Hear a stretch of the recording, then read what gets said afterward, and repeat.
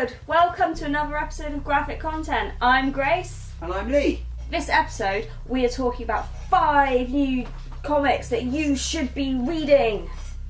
Well, maybe. I'm just talking about 5 new comics from Marvel. It's up to you whether you want to... You should be reading them.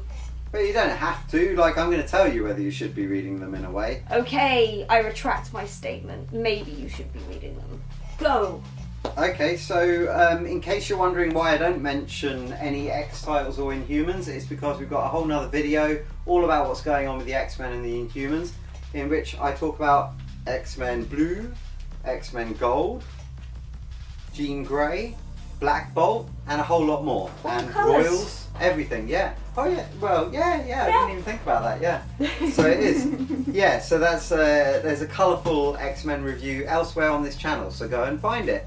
But today I'm going to be talking about various comics that are on their first issue in recent times, like literally the last month or so. And I'm going to kick that off with Nick Fury. He's pink. Pink Fury. Pink Fury. Uh-oh. So this is the Nick Fury that you're used to in the Samuel L. Jackson mode, who is the son of the David Hasselhoff Nick Fury, That's believe it or not. weird, Yeah, isn't it? well, I don't know. It's weird that they both ended up with an eye problem. Yeah. I'm not sure. Yeah, that's... Are they hereditary? Like, if you have like one eye like that's blind, Yeah. would it... And I don't know how the original Nick Fury lost his first eye. So I don't know, but anyway, someone else maybe fill in the comments. Tell me Origin about story. Yeah, of Nick Fury's eye. I want to know all about both of their eyes, as in not the. I only want to know about the ones that don't work. Yeah, Okay. on each of them. Yeah. So, but comment in the comments. I bet you don't after that because you don't even know what I want, do you? But anyway, this is a very colourful comic. It's all whiz bang and like, oh wow, look, it's all very so colourful. retro. It's all really, and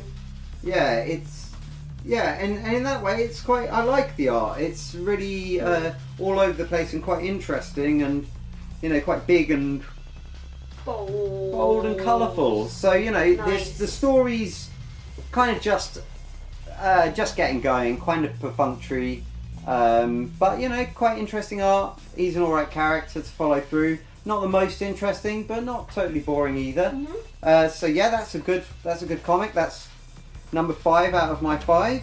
And then I'm going to let you know about Black Panther and the Crew. Awesome.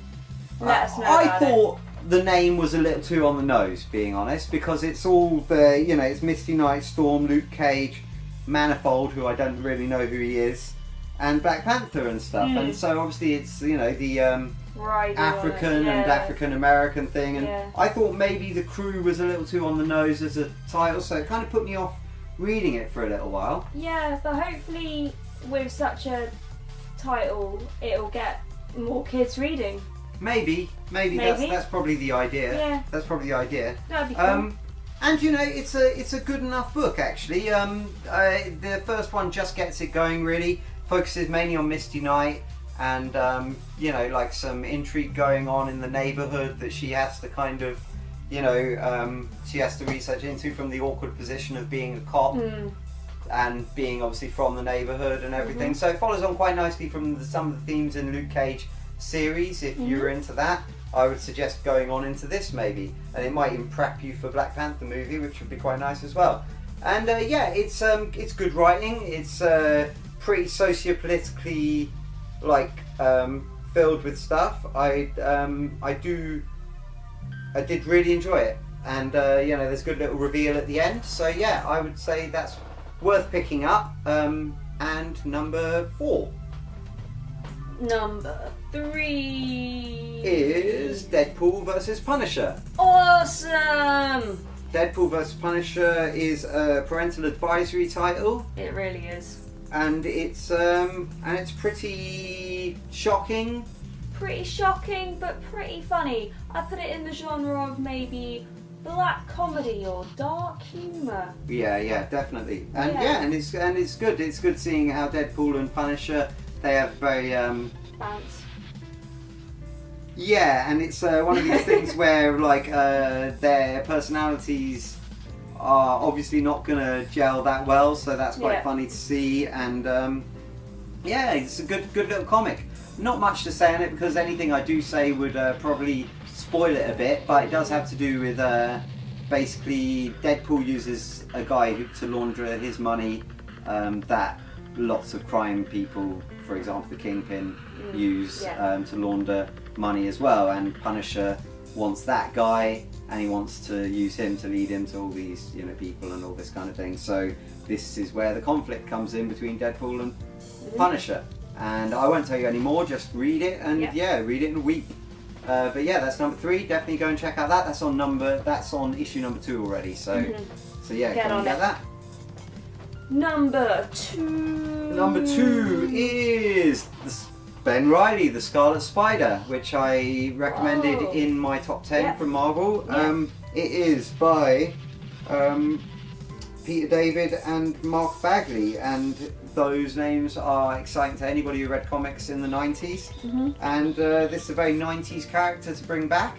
He's definitely not just like Spider-Man, as is definitely revealed in the comic. He's not that guy, and he's only just recently been fighting Spider-Man in Amazing Spider-Man, so he's not even keen on, even if someone mistakes him as Spider-Man, it's not something you want to do, let's put it that way.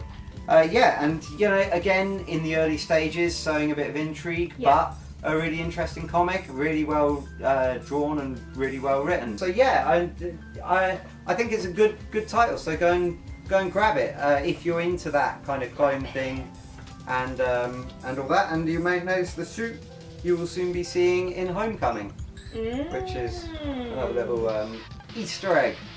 Don't know, it's past Easter really now, isn't it? So. And that brings us on to number 1. Number 1 is Secret Empire. Highly controversial and highly recommended from me, actually. I've been following this Captain America storyline keenly.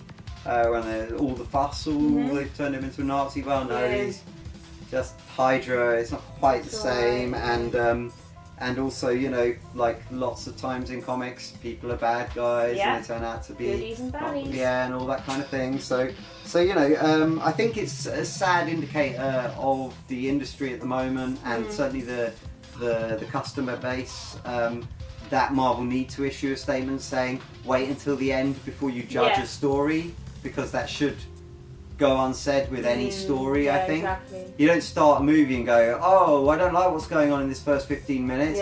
You wait until it plays out till the end. So why would a comic be any different? It's just serialized, so don't get too excited about what you see in issue 1, because by the end of it things may play out differently. Anyway, the main reason to not get too worked up about it is you're missing out on a great story.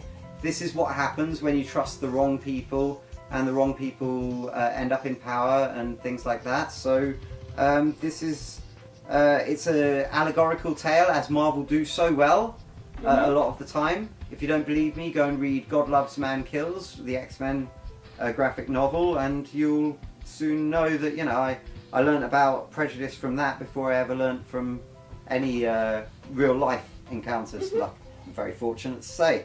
So I don't want to tell you anything about this, except it's got great artwork, it's got a great storyline, it's really, really interesting.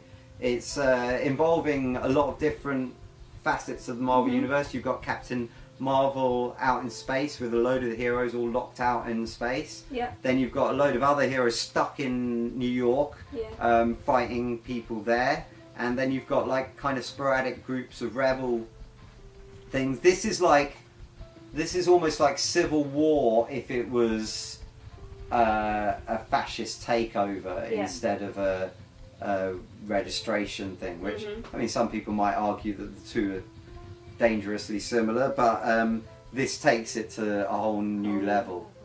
It's really great stuff. It's really I just think people should read something before they judge it, really, which kind of for me just seems like common sense, but maybe not. And yeah, that's pretty much my roundup there. This comes out in lots of different variants, which will flash up now. There's a Scotty Young one, and there's a really cool Hulk one, and there's one with Madam Hydra on it. Uh-oh. And there's one with the little toy of Cap as a Hydra figure, which, I don't know, that's probably going to be highly contentious in the future. So yeah, maybe go out and grab yourself a variant if you like.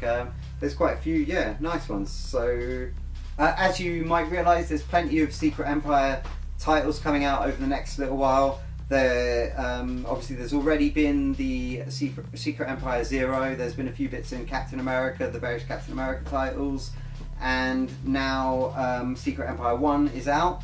Then you've got the Free Comic Book Day comic, which was a good little, like, tiny little story, but good one all the same. I'll do a little bit on Free Comic Book Day in a second. You've also got Secret Empire Uprising, which has Black Widow on the cover, and it's about her training like what's left of the rebels, kind of thing.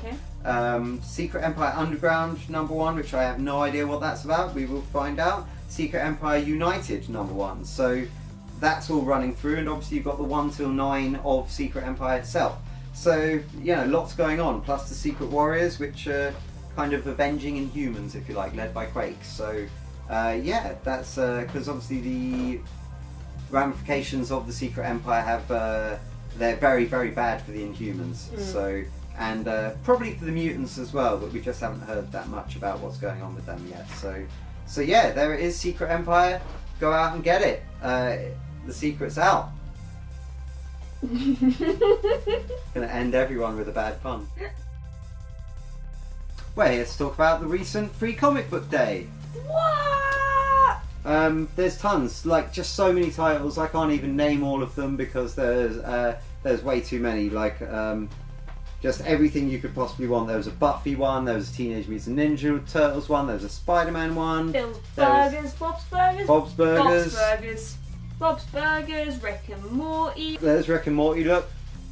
Cheeky. Yeah, there's Miraculous. There was The Tick. There was Carl and Dave. There was I Hate Image, which was a Scotty Young thing. Street Fighter. Wowzers. Exo Manowar. Underdog.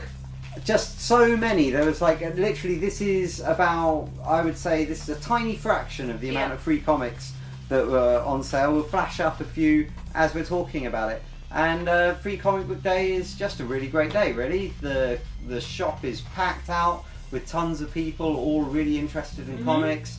I've never answered so many questions about comics, like specifically, you know, about comics, which is really nice, as opposed to, you know, toys and Funko Pops and everything else. And yeah, it just we had in Bath, particularly at American Dream, where we always film. They put on a big comic book day. They really make a meal out of it. And treasure hunt around town, collecting comics from different venues. There were tie-ins with other places around the place. A little theatre had a visit from Spider-Man in the morning. Lego Batman. Yeah, a bit of rivalry. I think he was trying to drum up support for his new movie, being honest. So, but yeah, I mean, there's really not much to say about Free Comic Book Day apart from that it's the first Saturday of every May. Yeah. And next year you shouldn't miss out. Like tons and tons of people. If you follow the hashtag, you'll see tons of people scored loads of great comics. There's new Guardians comic. There's new Wonder Woman. Yeah, all sorts going on. Yeah. So what can we say? Go check out Free Comic Book Day. This has been a public service announcement. Thanks for watching. Check out the other stuff on this channel. Subscribe so over there or over there, over here. and comment down here.